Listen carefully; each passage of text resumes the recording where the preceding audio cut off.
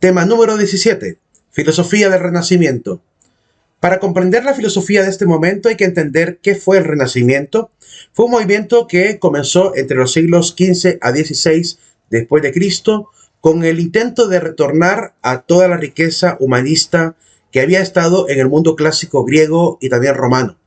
El intento fue pues hacer una serie de reformas de tipo pues del derecho legislativo, a nivel del tema de la política, a nivel del tema del arte, de la escultura, de la arquitectura, y pues aparecieron una gran cantidad de exponentes, entre ellos hombres como Rafael Sanzio, Leonardo da Vinci, Miguel Ángel Buonarroti, algunos arquitectos también de renombre. Aparecieron varios científicos como Nicolás Copérnico, que van a cambiar un poco la dinámica también sobre el conocimiento científico del momento. Es un momento entonces donde dejamos el teocentrismo para retornar a un humanismo. Es decir, deja de estar la iglesia pues al frente de todo lo que tiene que ver el asesoramiento a la política, y cada vez más los reinos empiezan a abogar por pues un tipo de política más independiente de todo aquello que fuera evidentemente considerado sagrado o dogmático. Por tanto, los hombres de este momento empiezan a levantar el revuelo porque quieren llevar una línea diferente al que la iglesia normalmente estaba acostumbrada a dictar. Es evidente que para la iglesia también fue un problema porque provocó en cierta manera un declive en el poder que comúnmente solía tener y en la capacidad también de asesoramiento y cercanía con el tema de la política. Así, cada línea pues toma su rumbo, la iglesia por un lado, el Estado por otro, aunque todavía no se da lo que llamaríamos posteriormente ese divorcio, ¿verdad?, entre iglesia y Estado. Sigue teniendo la iglesia cierto grado de poder y los reinos pues le prestan cierto grado de atención. Aún así, van a aparecer una gran cantidad de elementos enriquecedores. Hay que decir también que la iglesia en este momento también se vuelve una de las principales patrocinadoras también del arte, ¿verdad?, de la construcción, la arquitectura. Es en esta época misma donde acostumbraron a considerar al mismo Papa un mecenas, es decir, uno de tantos patrocinadores del arte.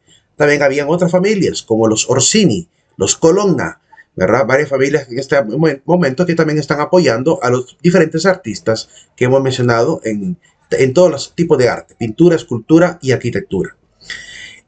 Como filosofía, pues el Renacimiento marcó un retorno estrictamente al hombre, ¿verdad? Y un alejamiento de todo lo dogmático. Veamos a Nicolás Maquiavelo, a este filósofo de origen florentino, ¿verdad? Nacido en Florencia.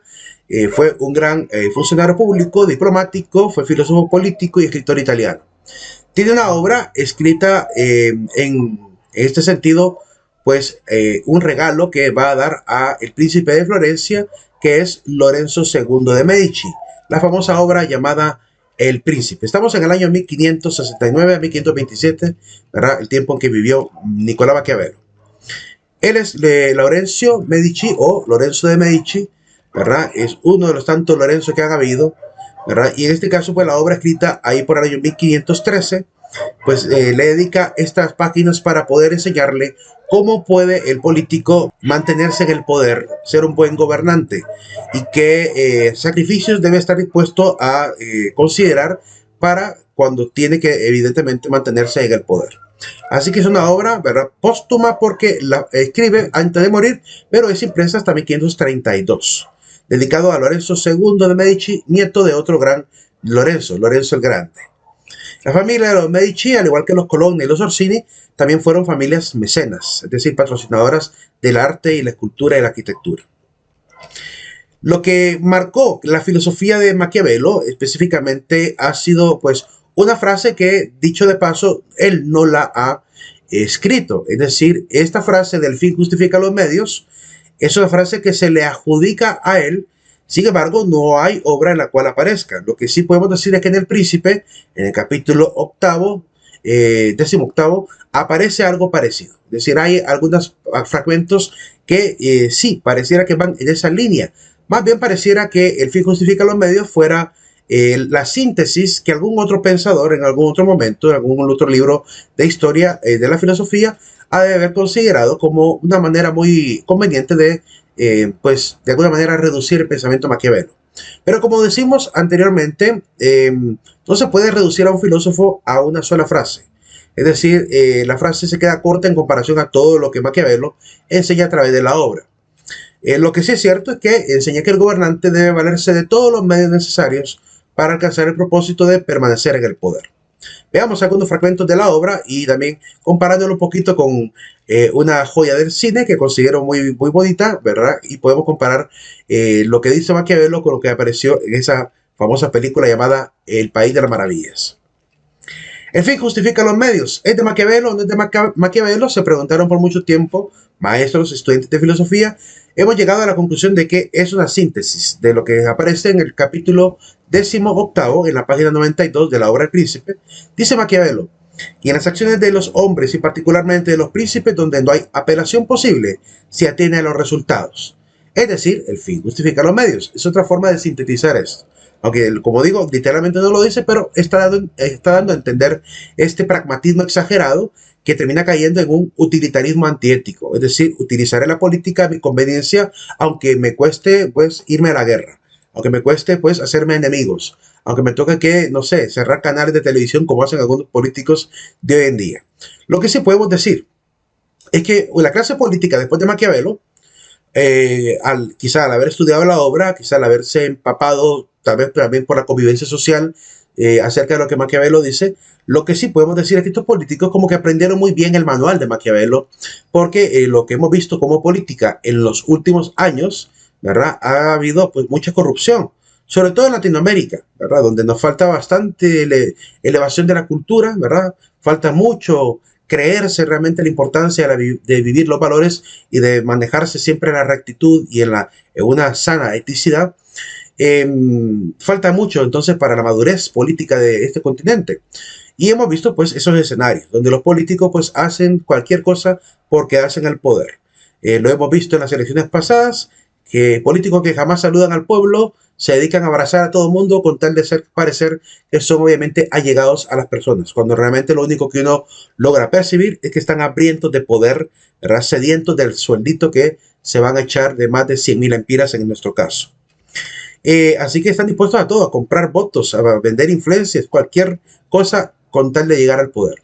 Hay quienes incluso se apartan del camino político porque les convencen con una cantidad de dinero, ¿verdad?, de no seguir y mejor unirse al partido, y así poco a poco van haciendo alianzas también, ¿verdad?, comprándose, ¿verdad? No crean que eso es gratis, eso no es gratis, eso no es solamente de palabrita. Muchos políticos seguramente negocian bajo la mesa, ¿verdad?, a costa de dinero, evidentemente, para tomar ese tipo de decisiones, ¿verdad? No solamente hay intereses ciudadanos pulcros, ¿verdad?, como a veces nos hacen creer. En la película del Mundo de las Maravillas, Alicia en el País de las Maravillas, aparece una escena donde aparece este alfil llamado Stein, y es una carta alfil, según se entiende, ¿verdad?, o diamante, y en este caso la reina de corazones, ¿verdad?, le dice lo siguiente a Stein. Bueno, Stein le pregunta, ¿verdad?, ¿acaso no es mejor que le teman a que la aman?, le dice Stein, y la reina le responde: ya no estoy tan convencida, que se quede con esa chusma. La mayoría de la gente que vio esta película, quizá, bueno, quizá no la mayoría, una buena parte de gente quizá no entendía esta frase. ¿A qué se refiere con que acaso no es mejor que le teman a que le amen? El sentido de la frase lo comprenden, eso estamos de acuerdo. Pero lo que no sabían es que esa frase es de Maquiavelo. Es decir, Maquiavelo es el que consideró el dilema entre ser temido o ser amado en la política. Sigamos viendo. La reina después se da cuenta que evidentemente la gente ya no le quiere guardar respeto, ve que quieren más a Alicia, entonces se siente decepcionada, y en este caso le dice a Stein, en otro momento, después de ya cuando está ante la plaza, le dice a Stein: tiene razón Stein, es mucho mejor ser temido que amado. Ella se da cuenta y a partir de ese momento se convierte en una tirana aún más grave de lo que ya era. Entonces comienza la gran revolución. Esa frase de vale más ser temido que amado es de capítulo 17 de Maquiavelo. Maquiavelo se pregunta: surge de esto una cuestión, si vale más ser amado que temido o temido que amado. Nada mejor que ser ambas cosas a la vez, puesto que es difícil reunirlas y que siempre ha de faltar una. Declaro que es más seguro ser temido que amado. Es decir, si no puedo tener ambas, lo más seguro es ser temido. Porque de la generalidad de los hombres, se puede decir esto, que son ingratos, que son volubles, simuladores, cobardes ante el peligro y ávidos del lucro. Entonces, el político tiene que aprender a lidiar y a jugar también con eso que el hombre es. Si el hombre es ingrato, pues hay que hacer que sean gratos, sometiéndolos quizá al miedo. Si son volubles, pues hay que limitarles la libertad. Si son simuladores, pues hay que compararles la transparencia. ¿Verdad? Y así, si son cobardes, pues hay que someterlos al miedo para que salgan a la lucha por uno. Entonces, y como son ávidos de lucro, pues hay que comprar influencias, hay que comprarles la voluntad a costa de moneditas o de migajas del poder.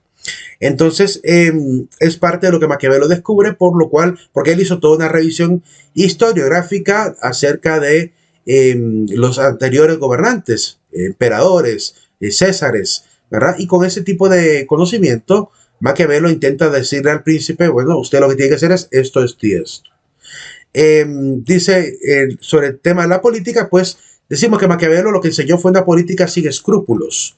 Nos dice Duplat en la obra Maquiavelo y el maquiavelismo, en la página 11, la primera noticia que casi todos nosotros hemos tenido de la doctrina política de Maquiavelo tiene como vehículo el adjetivo maquiavélico.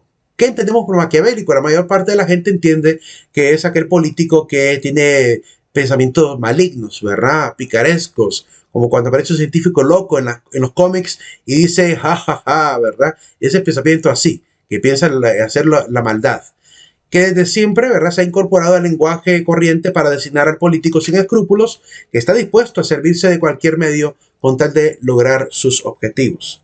El engaño, la crueldad y la doblez son rasgos inseparables de esta imagen del hombre maquiavélico, que con el paso del tiempo se ha sedimentado, se ha quedado grabado en la cultura del lenguaje cotidiano. Entonces ya no podemos evitar que la gente piense con maquiavélico otra cosa que no sea política sin escrúpulos. Ya lo hemos comprendido, lo entendemos muy bien. Sabemos cuando alguien piensa maquiavélicamente. Sin embargo, hay que salvar un poquito el honor de Maquiavelo en el sentido que no todo lo que ha dicho es negativo. Hay cosas interesantes sobre, por ejemplo, cuando analiza que hay diferentes tipos de poder.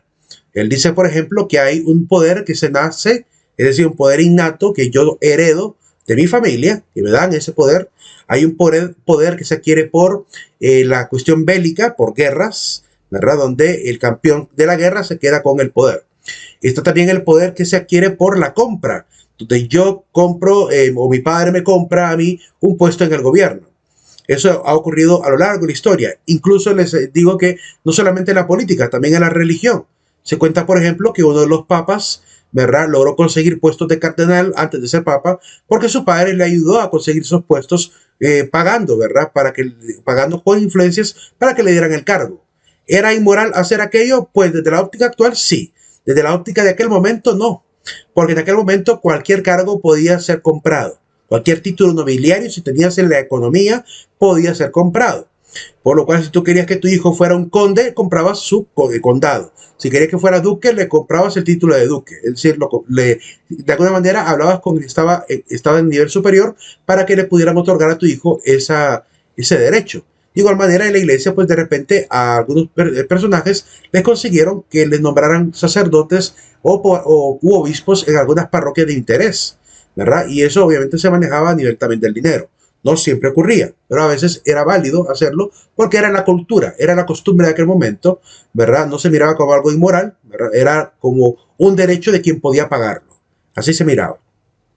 Es como hoy en día, que tú puedes abrirte una empresa si tienes el dinero para abrirla. Pues algo así se miraba en aquel momento.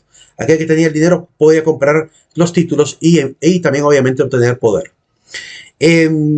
Pues el título por compra pues se adquiere también mediante el dinero, y el último título es por mérito, es decir, el poder que se adquiere mediante la valentía quizá en una batalla, la fama entre el pueblo, la sabiduría que tú posees, y esos méritos te ayudan obviamente a ganarte el respeto y el favor del pueblo que quieren quizá hacerte su rey.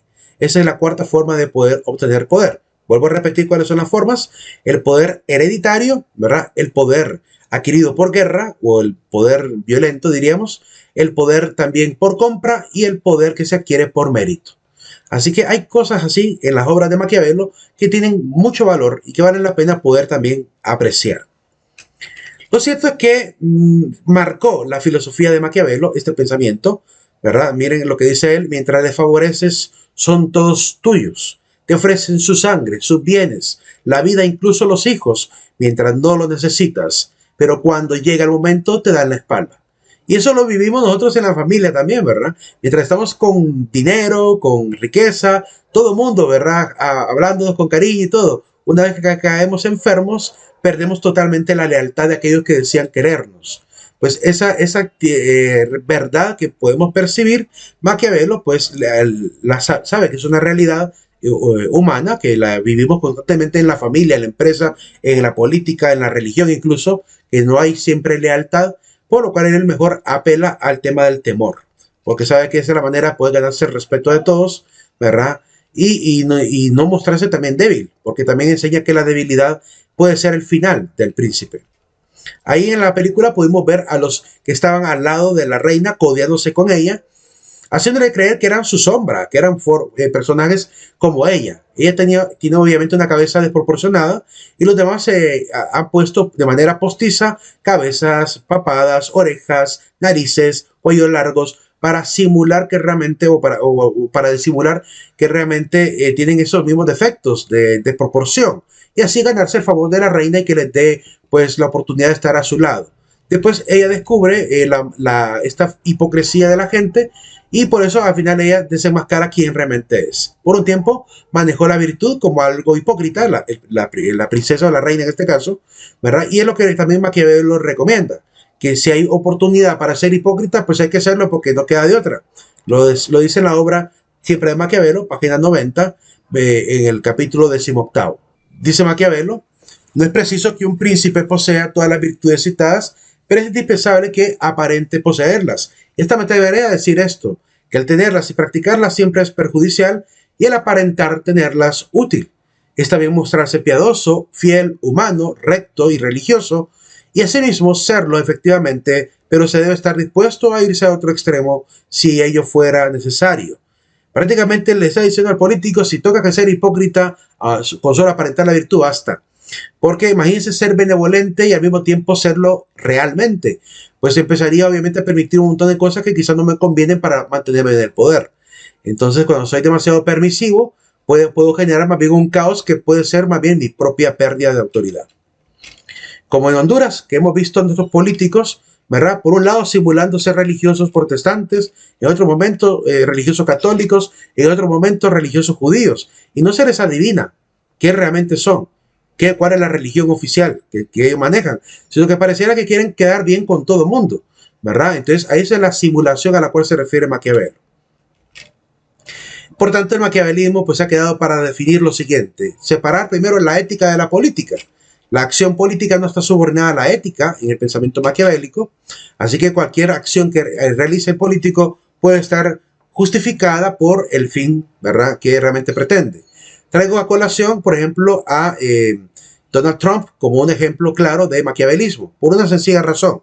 Durante el gobierno de él, pues se dedicaron a investigar muchas cosas y después salieron con un ataque sorpresa, ¿verdad?, con el cual asesinaron a un séquito de convoys que llevaban a un famoso líder político de Irán, que es de la fotografía que voy a colocar, así está, Qasem Soleimani.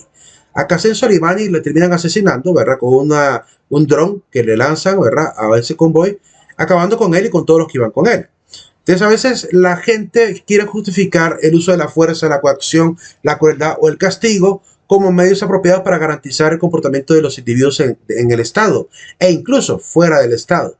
Porque esto lo lanzaron ellos como un ataque preventivo, ¿verdad?, para poder obviamente evitar quizá algún ataque terrorista a Estados Unidos. Uno se pregunta si realmente hay verdad detrás de todo eso, o simplemente era un enemigo que limitaba quizá algunas relaciones políticas y por lo cual querían poner a alguien más idóneo. Uno se pregunta si esa es la búsqueda: debilitar al Estado de tal manera que puedan después meter ellos mano. Quizá sea esa la razón. Lo que sí hemos visto es que cada vez que Estados Unidos ha lanzado una guerra, por ejemplo a Irak, a Afganistán, ¿verdad?, contra Saddam Hussein allá en Irak también, la guerra del Golfo Pérsico, siempre ha sido con una excusa de que o hay armas biológicas o ahí está escondido alguien, y siempre llegan con esa excusa de que hay algo que librar en esos pueblos. Igual lo hicieron en Libia, igual lo hicieron en Siria, lo han hecho en la Franja de Gaza. Entonces por todos lados andan de alguna manera sometiendo al resto del pueblo de Medio Oriente y también a algunos pueblos de África Norte, por lo cual uno se pregunta a qué tan lícito es que ellos anden haciendo todo eso. Porque de alguna manera pareciera que ellos ya como que se consideran los salvadores de la libertad del mundo, como si alguien les hubiera contratado para hacerlo. Y ante todo ello, pues están obviamente violentando un principio fundamental de la política, que es el derecho a la autodeterminación de los pueblos. Los pueblos tienen que vivir su propia historia y solo cuando se decida a nivel internacional de alguna manera intervenir políticamente sobre alguna circunstancia que ya está cayendo en crímenes, por ejemplo, de lesa humanidad, entonces ahí es lícito que el resto de naciones se interesen, pero no tomar esta actitud arbitraria de decir yo voy a hacer lo que a mí me place y voy a entrar al país que a mí me plazca para poder hacer lo que me parece lo más idóneo, porque seguimos obviamente funcionando de esta manera maquiavélica. Al final, el príncipe, por tanto, debe aprender lo siguiente: 3 ideas básicas, que debe ser más temido que amado. Debe aprender también que debe saber que los seres humanos tienen una naturaleza mala y sus pasiones negativas siempre perturban la armonía de la comunidad, así que hay que someterlos. Y tercero, debe ser fuerte y nunca vacilar, porque en el momento en que muestre debilidad, será su perdición. Eso fue lo que pasó durante la época del rey Luis XVI, durante la, ¿cómo se llama?, la Revolución Francesa, ¿verdad? Prácticamente él mostró signos de debilidad, no halló cómo defenderse y el pueblo ya no pudo con la marejada de gente que le va a caer encima. Al final termina siendo decapitado junto con su esposa y quizá muchos parientes que estaban viviendo cómodamente cuando el pueblo sufría mucho. Entonces, esa debilidad, ese desprecio hacia el pueblo, esa debilidad, por ejemplo, de indiferencia hacia el pueblo, eso es parte de lo que el político debe evitar. Por eso es que hoy en día, si ustedes se fijan, los políticos hacen todo lo posible por regar por los medios de comunicación que están trabajando, que están haciendo las cosas bien, que todo va marchando. Es decir, se preocupan por poner spots publicitarios en radio, televisión, periódicos, por todos lados. Porque quieren que la gente esté contenta, quieren que la gente no vaya a armar revueltas, aunque no hagan el 100% de lo que dicen que hacen, aunque dejen las cosas a medias. Pero con tal que la gente vea unos cuantos proyectitos iniciados, con eso quieren mantener alegres al pueblo. Hay un momento en el cual el pueblo despierta y se da cuenta que ha sido toda una farsa. ¿Cómo nos ha pasado aquí en este país?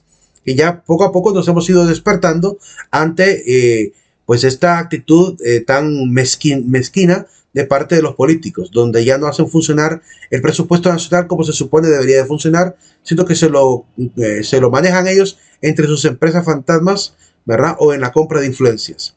Entonces, eso es lo que realmente el pueblo ha ido entendiendo y por lo cual cada vez más que el político muestra un lado de corrupción, esa es su perdición, porque el pueblo ya no le va a perdonar absolutamente nada. Nos quedamos aquí, nos vemos hasta la próxima clase.